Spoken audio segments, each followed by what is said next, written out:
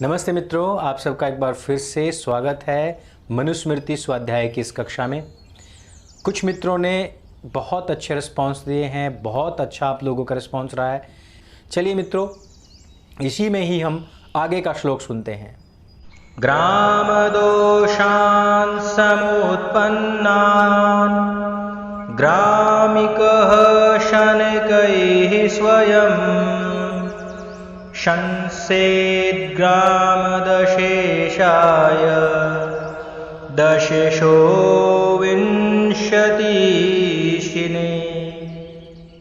इस श्लोक में कहा गया है कि इसी प्रकार प्रबंध करे और आज्ञा देवे कि वह एक एक ग्रामों के पति ग्रामों में नित्य प्रति जो जो दोष उत्पन्न हो उनको गुप्तता से 10 ग्राम के पति को विदित करे और वह 10 ग्राम अधिपति उसी प्रकार से 20 ग्राम के जो स्वामी हैं वो उनको रिपोर्टिंग करे।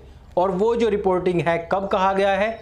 नित्य प्रति उनको जनवा देवे, अर्थात जो उनकी जो अकाउंटेबिलिटी है अपने अपर अधिकारी के लिए, ऊपर वाले अधिकारी के लिए, उस पर जो अकाउंटेबिलिटी है वो निर्धारित की है प्रतिदिन के लिए, अर्थात ऊपर जाकर के वो अपनी रिपोर्टिंग प्रतिदिन देवे।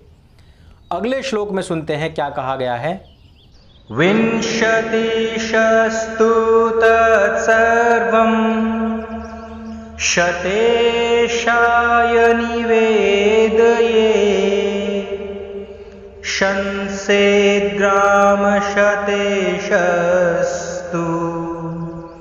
सहस्त्रपतये स्वयं। इस श्लोक में कहा गया है और 20 गांवों का जो अधिपति है, 20 गांवों के वर्तमान को, और जो 100 ग्राम अधिपति है उसको नित्य प्रति निवेदन करे। वैसे ही 100 ग्रामों के जो पति हैं, अर्थात जो उनके ऊपर जो बैठे हुए अधिकारी हैं, आप अर्थात जितने भी 1000 ग्रामों के स्वामी हैं, 100 ग्रामों के वर्तमान की प्रतिदिन 1000 वालों को अपनी रिपोर्टिंग किया करें। अब इस प्रकार से हम इसका अनुशीलन भी कर देते हैं। केंद्रीय कार्यालय राजधानी, अर्थात जो राजा का किला होता है वो है। प्रत्येक नगर में एक सचिवालय, फिर 100 गांवों का एक मुख्य कार्यालय, फिर उसके नीचे 20 गांवों का कार्यालय, फिर 10 गांवों का एक कार्यालय, फिर 5 गांवों का एक कार्यालय और 2 गांवों का फिर एक कार्यालय। इस प्रकार से यहाँ पर बताया गया है। इस प्रकार से आप इसको पूरी डिटेल में समझ भी सकते हैं कि किस प्रकार की व्यवस्था उस टाइम पर बताई गई थी। अब हम अगले श्लोक पर पहुँचते हैं, सुनते हैं कि मनु महाराज इसमें क्या कहते हैं। और ये मनुस्मृति के हिसाब से 120वां श्लोक है। विशुद्ध मनुस्मृति में यह 92 यानी कि 92वें नंबर का श्लोक है। तेषां ग्राम्याणि कार्याणि पृथक् कार्याणि चैव हि राज्ञो अन्यः सचिवः स्निग्धः एतानि पश्येततीन्द्रितः। तो इस श्लोक में कहा गया है कि उन पूर्वोक्त अध्यायों, अर्थात जो हमने 116 और 117 के गांवों से संबद्ध राजकार्यों को और अन्य भिन्न भिन्न कार्यों को भी जो राजा का एक विश्वास पात्र प्रमुख मंत्री है आलस्य रहित होकर के उन सब को देखे और एक एक 10-10 सहस्त्र ग्रामों पर जो सभापति हैं वो भी वैसे ही करते जाएं। अर्थात जो लास्ट रिपोर्ट है और जिसका समाधान नीचे वाले लोग नहीं कर पाए हैं उनको तो वो जो राजा के निकट सबसे अच्छा बड़ा अधिकारी जो नियुक्त किया गया है, और वो राजा भी कौन?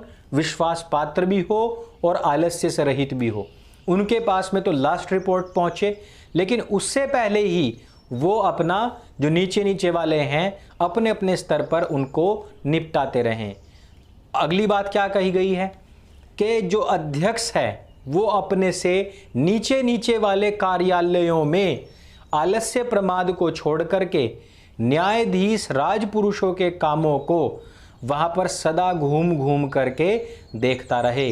अर्थात ऐसा ना हो जाए कि जो छोटे वाला है वही आपके पास में आएगा और वही रिपोर्टिंग करेगा, तभी आप जाकर के उसकी सहायता करेंगे। ऐसा मन में विचार ना लाएं। स्वयं भी जा कर के बीच बीच में अपने से नीचे वाले कार्यालयों में घूमते रहें, पता करते रहें, वहाँ पर अनुशासन को बनाए रखें। इससे जो व्यवस्था है वो सुचारू रूप से तो चलती ही चलती है, बल्कि साथ ही साथ जो फैसले करने की जो स्पीड है उसमें भी तेजी आती है। अब हम आगे बढ़ते हैं। नगरों में सचिवालय का निर्माण किस प्रकार से हो, इसमें बताया गया है। नगरे नगरे च एकं कुर्यात् सर्वार्थचिन्तकम् उच्चैः स्थानं घोररूपम् नक्षत्राणामिव गृहम्। राजा बड़े बड़े प्रत्येक नगर में एक एक जैसे नक्षत्रों के बीच में एक चंद्रमा है, इसी प्रकार से विशाल और देखने में प्रभावकारी, भयंकारी, यानी कि जिससे कि भय लगे, अर्थात जिसे देख करके या जिसका ध्यान करके ही प्रजाओं में नियम के विरुद्ध चलने में भय उत्पन्न हो जाए। सर्व अर्थ चिंतकम, जिसमें सब राज्यकारियों के चिंतन और प्रजाओं की व्यवस्था और कार्यों के संचालन का प्रबंध हो, ऐसा उच्च स्थानम अर्थात ऊंचा भवन अर्थात सचिवालय कुर्यात अर्थात बनावे। बड़े बड़े नगरों में एक एक विचार करने वाली सभा का सुंदर, उच्च और विशाल, जैसे कि चंद्रमा है, वैसा ही एक एक घर बनावे, यानी कि भवन बनावे।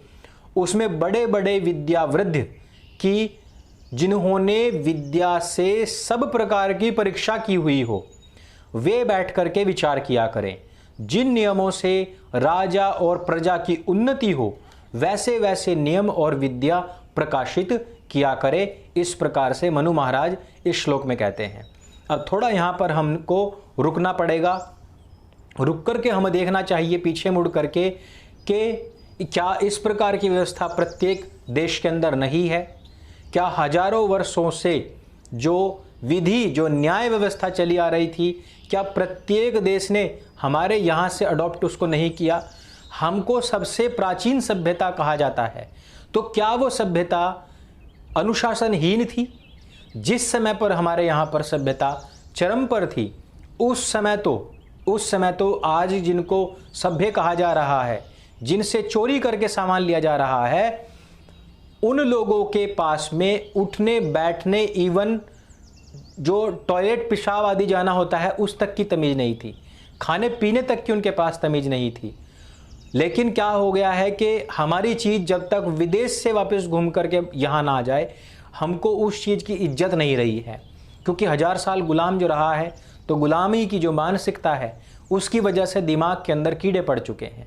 इसी वजह से यही मनुस्मृति अब विदेशों से घूम कर आई तो कह रहे हैं कि देखिए ये तो बड़ी अच्छी चीज़ है। आयुर्वेद में आप देख लीजिए, अमेरिकन कंपनीज, चाइनीज़ कंपनीज वो अच्छा कर रही हैं।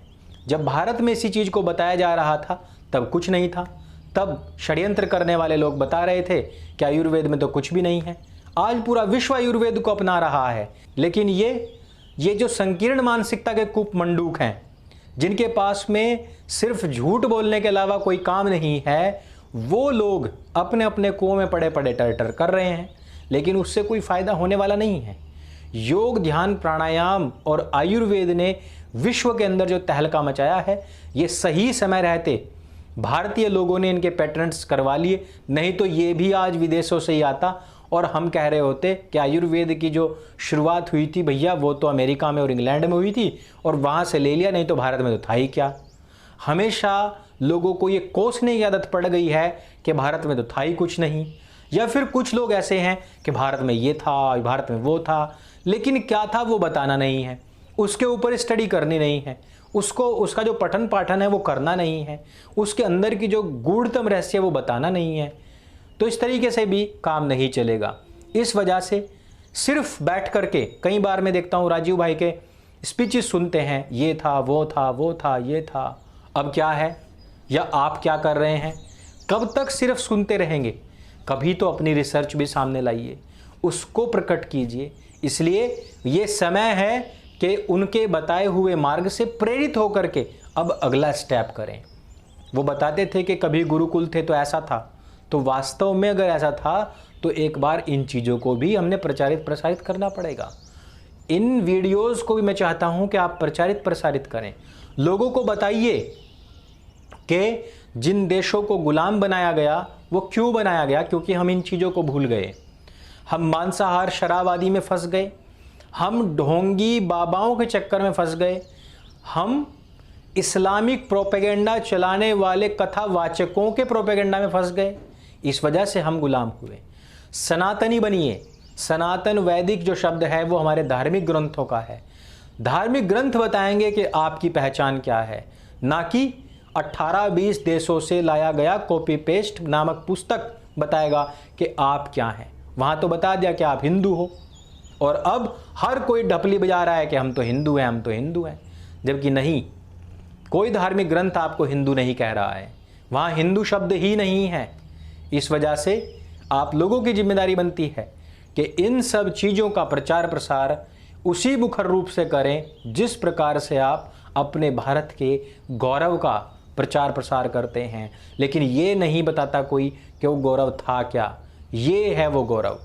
तो इस वीडियो में सिर्फ इतना ही। अगली जो स्वाध्याय कक्षा है उसमें हम इसी विषय को आगे बढ़ाएंगे। मेरे संग बोली सत्य सनातन वैदिक धर्म की जय। कृण्वन्तो विश्वमार्यम।